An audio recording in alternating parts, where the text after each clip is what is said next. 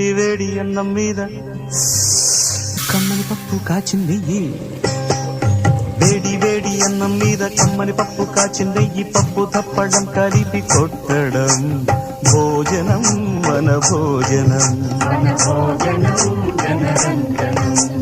తల్లి తోడు పిల్ల మేక